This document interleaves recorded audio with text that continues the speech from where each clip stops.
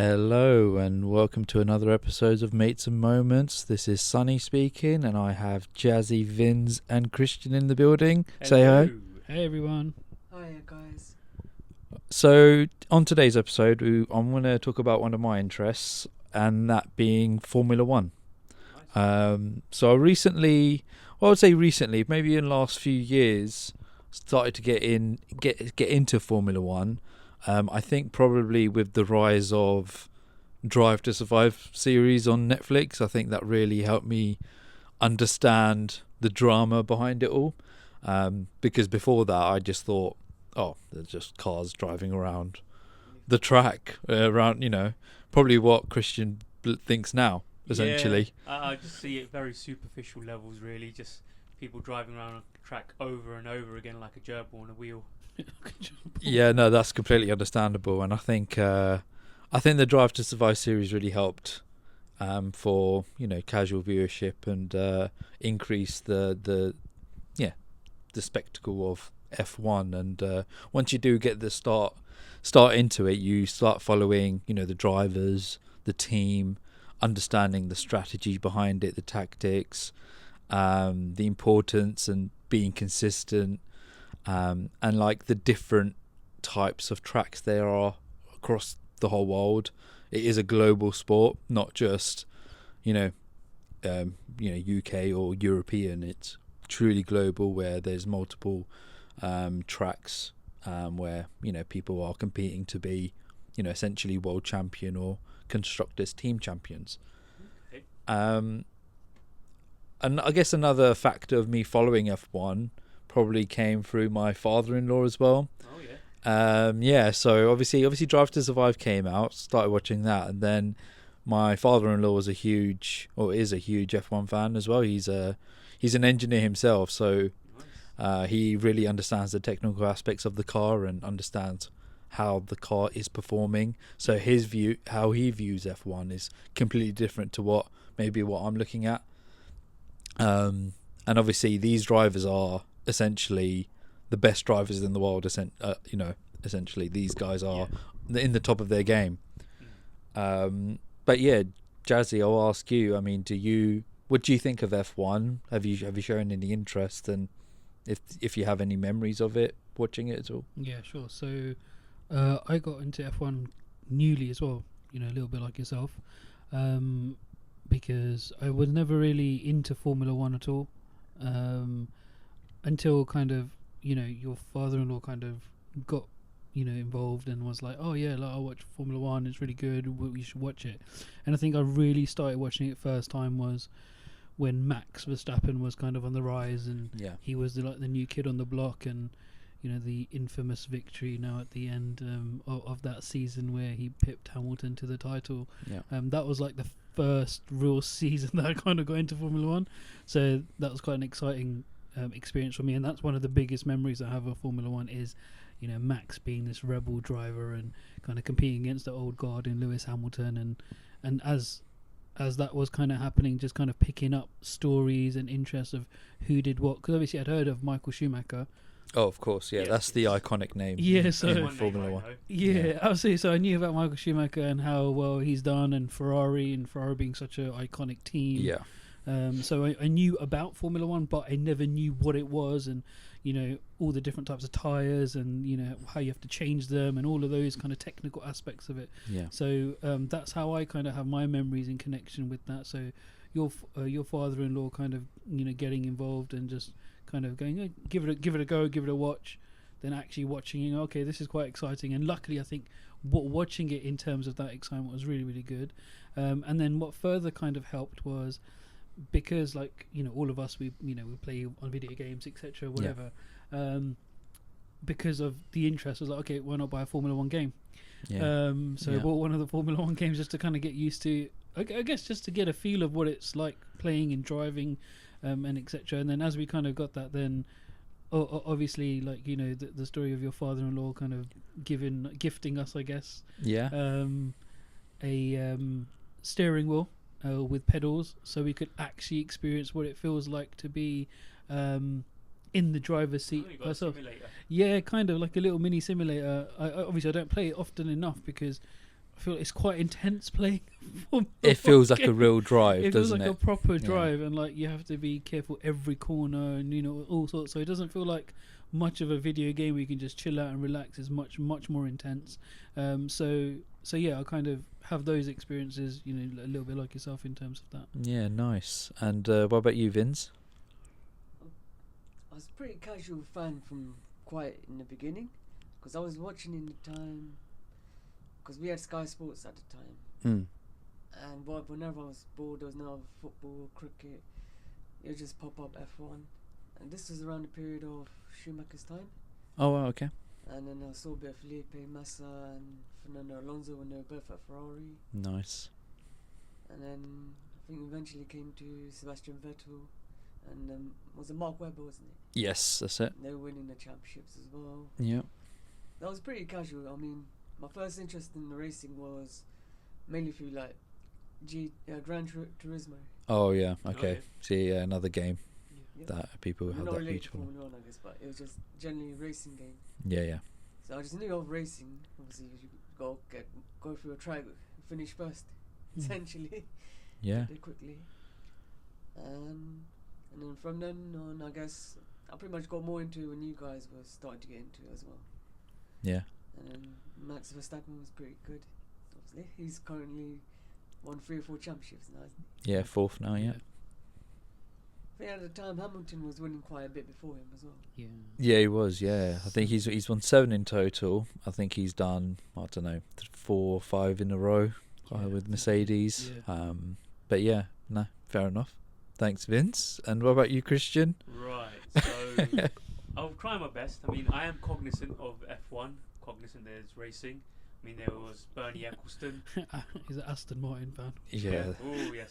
James Bond. I mean, yep. Michael Schumacher, Lewis Hamilton, Ferrari, McLaren, recently Red Bull. Hear these team names. I mean, I do respect the grind they go through, because it can't be easy doing that many laps, especially in those temperatures. You have to have certain criteria as a driver itself to be light enough to drive through in those engines. You have to do testings while you're setting up for the race. So there's probably lots of factors, lots of criteria, lots of parameters that you need to consider. It's probably like an engineer's dream, really, just to try and find the best driver going along with the best car. I mean, that's probably the debates, right? Like, you have Lewis Hamilton, who's probably one of the best drivers, but he may not be in the best team for Mercedes. Correct. As a one aspect. But yeah, I'd love to educate myself more and try and get more engaged with it. I know you guys recently got more engaged. I mean, I had university friends who are also really into F1, like during the uni days, and they'll try and educate me a little bit here and there. I mean, I'd say I do respect it. Probably one thing I haven't really sunk my teeth into, really, as a sport. No. I mean, you'd make an interesting point, though. It is a really physical sport. These drivers do have to go through some physical hard training. Yeah, To- can't be bodybuilders. Yeah, no, No. they can't. But they need a strong core for driving these cars, especially when you're going against the G force of the car itself. But also, So I mentioned, I think you guys mentioned about playing racing games. Yeah. I was going to say the only racing game I already played was F-Zero and Mario Kart. oh, okay. More contact, Mario Kart. Need for Speed. Yeah. I'll stick with you, Christian. Obviously, you're not as big a fans as the rest of us, but do you, from the outside, do you have like a favourite driver or team that you can see from the outside in? I suppose that's when there's a strong brand with a certain team, like Ferrari, that's associated with sophistication, fashion, style, as well as a strong motor. Not like a muscle car, like an American car. Yeah. And I guess Schumacher's McLaren, isn't he? Or is he Ferrari? Schumacher was Ferrari, but he's not no more. Yeah, Schumacher's retired now. retired, He's out of the sport now. Yeah, he's done. Yeah, so current maybe is Verstappen, I guess. Okay, Red Bull. so your favourite driver, Verstappen, favourite team, Ferrari, Yeah. from the outside? Yeah, just like the brand, I guess. No? Yeah. And obviously Verstappen's a recent phenomenon, so... Yeah, no, fair enough, interesting. What about you, Vince? My favourite team would be Red Bull. Okay. Favourite Well- driver? No, I'll say Max Verstappen. Okay. I think compared to what I've seen previously in Formula 1 before, he brings something different. Yeah. kind of what Hamilton did when he started out, I guess. They were just aggressive straight onto it. Yeah. Fair enough. And what is it about Red Bull then? Why Red Bull? Red Bull. He likes the Max drink. Verstappen's Because good. of Max Verstappen. he's That on that's the wings. pull. He's flying around on those Red Bull wings. No, fair enough. And what about you, Jazzy? Who do I like? So, I don't mind Max Verstappen, but I do think he's a little bit too much sometimes. I think favourite driver, because I'm probably biased, Carlos Sainz, because he supports Real Madrid too. And he's Spanish. I also like Fernando Alonso. So another Spanish guy, another one who supports Real Madrid Yeah. too. So there's a bias there. There's a pattern there, indeed. There is a pattern there. In terms of teams, like I don't think I like one team per se. I like all of them, but I think, like Christian mentioned, like the iconic Ferrari badge, the iconic Ferrari. Even though I don't think they're a great team, Yeah. but just because of their iconic nature and how long they've been in the sport, I think I would probably favour them, but I don't think they make great decisions. Yeah, no, fair enough. I think I'm pretty similar. I think Ferrari probably being the best, my favourite team, because I think I would want them to do well. Yeah. I think if the best team or the best known team does well, I think Yeah. it just helps the sport. Yeah, 100%. Well, it works with other sports as well. Whenever the biggest team does Yeah. well, the sport does well. My favourite driver originally, when I was watching Drive to Survive, was probably Max Verstappen, because I wanted someone to break that mould of stopping Hamilton winning again and again and again, because Yeah. it does get a bit repetitive and a bit boring from the spectacle. Yes. Yeah, I actually have a question, because you did watch Drive to Survive. What did you gauge in terms of the drivers' personalities compared to other sports people in around the world? You just get an insight about how they, I don't know, just how they go about their work, and also maybe a bit more drama behind it, a bit more, I think there are strong personalities going against each other. Essentially, these guys are the best in the world, Yeah. and getting to F1, they've essentially had to win through different tournaments and different phases of F1 to get to that pinnacle, and obviously there's only one winner, so there's like this mentality thing there where they have to accept that they can't always be first. Right. Yep. So yeah, like their personality is important, and I think that's what Drive to Survive showed and highlighted more, and that's where you can sort of gauge who's your favourite. Doesn't it with F1 you have to have a certain backing to get there as well? Yeah, like it's a really expensive sport as well. I think you need to have huge numbers in terms of followers and sponsorship deals and things like that. I think, Interesting. yeah, like you had Mazepin, Yeah. who was, supported by, I can't remember, I Was it can't his pronounce dad? the Russian name, but Yes, his dad, yeah, for Haas, and that helped. You've got Yeah. Stroll for Aston Martin. Yeah. His father owns Aston Martin, so yeah. But you just gain an insight by watching that. I think as human beings we're quite visual, and I think having that on a series really helped. I mean, all this information is probably already written, but seeing it visual and seeing their personality come through is quite good. Yeah. Yeah. But I think with, obviously, like I said, I probably did follow Verstappen, and now it's getting a bit repetitive again. Yep. And this year, there seems to be quite a tighter. Yeah, there is. It's quite tight up It there is now. very So tight. there's, Yeah. I think I would like it to be maybe someone British like Norris. I think that would be great. So yeah, I would say it was Verstappen, but now maybe it needs to change to someone else now. Yeah. Okay, I can see some parallelisms with tennis then, I guess, because it's an individual sport, and you have a golden generation of like 4 or 5 great players a time ago, and then I guess you want the same for F1, I guess. Yeah, there is a kind of repetition, especially now when Max is won like 4. Like you just feel like, oh, come on, somebody else win now. And obviously we got close kind of last year as well, and as you mentioned, Lando coming through, Piastri doing well as well. So there's a lot, emerging talent, I guess, in terms of it. So it'd be really interesting to see what happens going forward. Yeah, but obviously, like for it to be quite tight, like there's like different types of tracks that different drivers may be favourable on, and and different teams may be favourable on. So there's obviously street tracks and just normal F1 tracks, purpose built for that purpose. Yeah. So it'd be interesting to know, maybe Jazzy, maybe your favourite track on the circuit and why that is, and just open to your thoughts on that. I can tell you the one I don't like the most. Oh, yeah, okay. Yeah, I think I know that as well. And I think you know which one that is. And the reason behind it, so I don't like the Monaco track at all. Right. And that's a street circuit. And the reason why I don't like it is because I can never conquer it on the game. Yeah. I can never conquer it on the video game, so I'm always struggling on that track.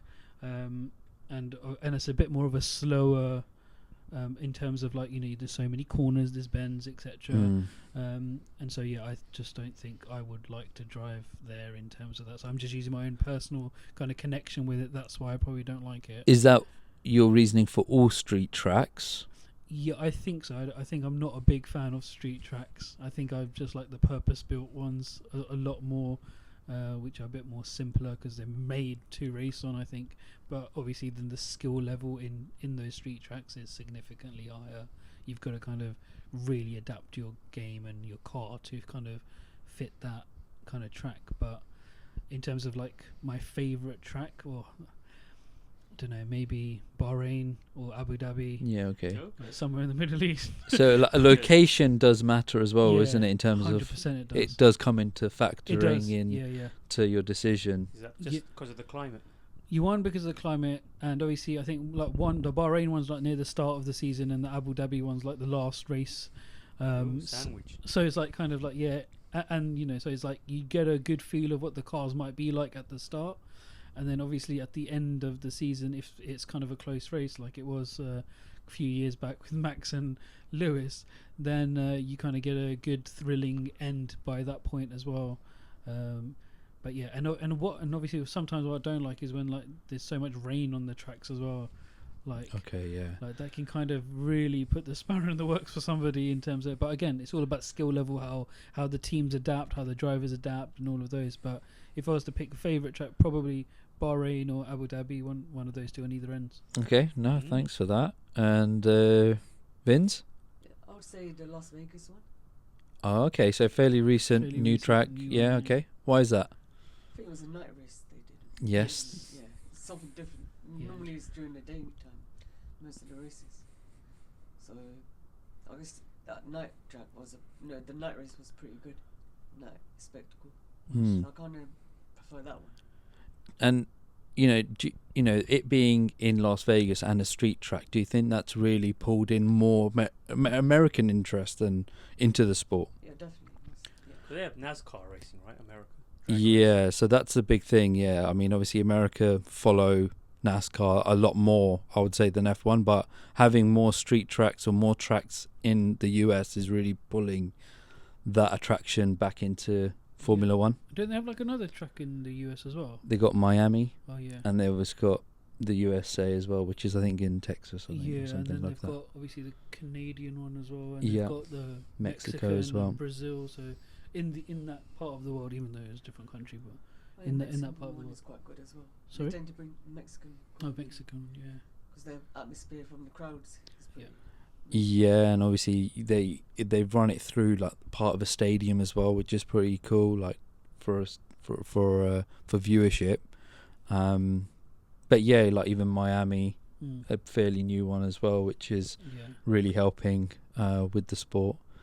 What about you, Christian? Obviously, I know you probably haven't seen much, but I mean, there's the Silverstone, right? Just pick the UK one. Yeah. Iconic. There's Monaco, which Jazzy despises. I mean, I've seen general things on TV, when you mentioned the Abu Dhabi one, the Bahrain one. Yeah. But yeah, I think Silverstone's probably something pops to mind a bit more. Yeah. I know Monaco's one as well. That's famous. That is. But yeah, I guess the ones that's more visually stunning from the distance, I guess. And then you can see it's actually a proper racetrack. Yeah. But yeah, it's nice probably to have that experience with you guys. Maybe as one on a bucket list, maybe. Yeah, definitely. That's definitely one I want to do in my lifetime for sure. It is an expensive inexpensive trip. So listeners, hint, hint, hint, hint. So yeah, there's obviously multiple days throughout the weekend that you would attend. You would have practice and qualifying and the race day. So something that I would love to do. I think you guys have probably mentioned that the key ones anyway, for what I would choose as well. Like Monaco I think Monaco is like the one for the drivers because of its historic nature in the past. I think obviously being British, Silverstone is the one that everyone looks forward to. It's in the summer. Hundreds of thousands of people go there and attend over the weekend. Miami, LA, and Mexico. You got obviously these new tracks that are coming in, which are coming into the sport, like Saudi Arabia as well, like Jeddah. Oh, yes. Like That's a fast track. It's a fast track. You even got Doha as well. So they are introducing new tracks to the calendar to allow, just worldwide viewership for everyone. I think for me, another track that comes to mind for me is the Dutch Grand Prix, because it's Max's home race. Sure. The crowd's crazy there for him, and I just love those bends. You literally go up and around. That's right, in a huge sort of semicircle background, like a velodrome. Yeah, and it's sorry. Is it like the German one, Nürburgring, yeah. But this one was a bit more upright and swings back, and it's like coastal as well. So there's a beach nearby, and I think that's and it's fairly close to us. So that's something to experience. But I think Abu Dhabi is really important because it's the last race. It can hold like a lot of conclusions in that race for the drivers to see where they would end up, which is really important for themselves as well as the team. Because at the end of the day, even though these drivers are, racing for themselves and their own pride and their own championship, the constructors is maybe equally or even more important to bring that revenue in for the next season, so they can invest in it. I mean, you mentioned that how there's so many race course tracks around the world. Do you reckon there'll be a whole diverse range of drivers? I mean, we've got mainly European drivers around, and obviously Lewis Hamilton's like one of those trendsetters where he's not white, not Caucasian, and he's broke through. Would you reckon there'll be more Asian drivers coming through? Yeah, well, they do have two, don't they? Already, Yuki Tsunoda and Zhou and Alex Albon. Yeah, they do. But I guess like in the South Asian, I think in F2 there are. Yeah, I think there's an Indian. Yeah, I think there's an Indian name in there. Not too versed well in F2, but I think there has been a increase in it. I think Hamilton has really led the way in that, in terms of his inclusivity and what he stands for in that way. Is it John Dog? Is it Sky Sports analyst? Oh, that's Karun Chandok. Oh yeah, that's right. Yeah, so, okay. So he's obviously he's been in it, but again, I guess like if it's from like South Asian, because it's such an expensive sport. And you know how Asian parents can kind of be deep in the pockets. They can't reach the pockets. Yeah, like you know how Asian parents can be. Like, it's a huge sacrifice for the parents to push their kids to go that far. Correct. They've got to start from I guess go-karting, and really show their potential. And if they've got it, then so I'd really encourage, if you do have children, send them to go-karting. You just never know. You don't want to generalise. There's lots of bad boy races that happen to be of Pakistani origins. No, so I mean, I think it's truly growing, and it's continuously growing. I mean, I'm really excited to see how far it can go, and more countries getting more involved with it. Yeah, and they keep changing the rules, don't they, in regulations and stuff, so that kind of also brings like a new... that's one thing that keeps me a bit alienated sometimes. Yeah, it kind of brings... I guess it brings a new influx of fans, and because then no single team can keep on winning for so many years, I don't think. I think that was the idea behind it, so it equals the playing field. So if a team's kind of got like good cash flow, good impact for the first few years. By the time they get to the fourth year, they would have wasted all their money, and everyone else would have caught up basically. And I think we've kind of seen that like last season a little bit, where McLaren were like a little bit further behind, but then they were like really competing last year, and Red Bull a couple of seasons ago were like just amazing and no one could touch them. Yeah. So I think it's something to do with that. But And I think that change is going to happen again next year. So this is the final year in the current regulations. So that's why it's going to be quite a tough year, because even last year was fairly tight. So that sort of leads me on to the next section of who do you predict will win the drivers and the constructors championship. Interesting. So I was just going to say on the previous point, it sounds a bit like PSR rules from football. There's always different financial. Yeah, kind of like PSR rules, but I guess it's also like not just the PSR rules, it's like the football rules themselves are changing. Like, for example, I guess a good example would be like the handball rule, like, which changed in football recently. How it's interpreted. Yeah, how it's interpreted and whatever. Yeah, so it's kind of like that. They will set you a set of regulations, and then they'll be like, okay, how can you manipulate them? Like, like what Chelsea's done with getting 10-year deals or something in football. Yeah. Like how to get around it. Sonny, so what is this constructors championship? So, constructors championship. So, the team is set up with 2 drivers, and this year there are 10 teams. So that means there are 20 drivers in this year. So each, depending on the position they fall in a race week, they will get points for that section. So then they will total up for the team what their 2 drivers have achieved, and at the end it's all totaled up at the end to see whoever's got the most wins the constructors championship. So say if driver 1 is first and driver 2 is 10th, would that be like a ranking of 5? Yeah, so the scoring criteria, so if you do finish first, you get 25 points. Wow. If you finish 10th, you get 1 point. Oh, so 26 points. Yeah, in that scenario you gave. So yeah, the team would get 26 points for that race week in that particular scenario. So the team's total is basically the addition of both drivers' points. Correct. So it's weighing the rankings with those points. Yeah. So, but you don't get any points if you fall 11 downwards. Okay. Top 10 you get the points. So it's really important to have maybe 2 strong drivers. Yeah. But then you've got to balance, their personalities. You've got to make sure that they're working together, because what happens is, people think about themselves, and then they try to, because then they want to try and win the drivers and not think about the team, which ultimately is what gets the team the win. Is there much incentives in terms of prize money compared to having just the driver and the team win, or is it just you're getting that even distribution of rewards? I think the team benefits a lot more on the constructors than they do on the drivers. I think the drivers is predominantly for the driver itself. Awesome. Okay.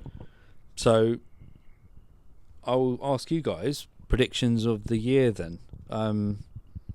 Christian, I don't know what your predictions would be. I guess you can educate me on the options and I'll choose. Okay, how about we'll go first, and then you can find someone in the middle. I'll piggyback on someone's prediction. Yeah, no worries. So Vinzi, what are you thinking? I would say Lando Norris. Lando Norris, okay. Despite me being a Max Verstappen fan, but it looks like McLaren's got the car and Lando's he can match the pace with it. He just needs to keep his head a little bit. Okay. And he should win it. And does that mean you're thinking constructors would also go to McLaren this year as well? Yeah, by a close margin. Yeah, okay. There can be 4 or 5 teams in it.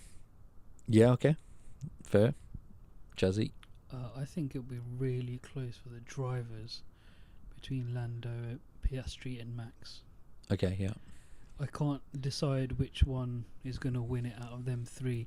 I don't know if Lando has it in him to do it. I think Piastri might have a little bit more of an edge than Lando. But if Max is there or thereabouts, you can sure bet he's going to push the boundaries to make sure he wins. Yeah. In terms of that. So I'm split, unfortunately, between those 3, I think. You can't choose one. I mean, we'll look back on this and then we'll judge who was right. I think, I don't know, any one of them is really, really tight. Because both of Lando and Piastri don't have enough experience. Shall we just put my head and put Max? Let's go with Max. And then constructors. McLaren. Just because us, Piastri and Norris will be 1, 2, 3, 4 in some shape or form. Yeah, I think I agree with that prediction, really. I think it'll be Max, and I think it'll be McLaren, because I think their driving pairing is probably the strongest with the best car. Yeah. I think Max is the best driver in the world. Yeah. Even though the Red Bull car probably isn't competing as well as McLaren, I think he's still able to win this Drivers' Championship. Yeah. But then hopefully next year we can reset and sort of start again. Yeah. Christian, what are your thoughts on that? So, based on what Jazzy's mentioned, I'm probably saying McLaren Okay. and maybe Lando Norris. Okay. No worries. But So you're taking Vinzi's prediction there. Yeah, I'm stealing it. No worries. So yeah, I mean, that was my discussion on Formula One. So thank you, listeners, for listening. And if you want to check us out for more content, please follow our social media, which we've got on TikTok, Instagram, YouTube, and Spotify. This has been Sunny, and thank you for listening. Bye bye. See you. Take care, everyone.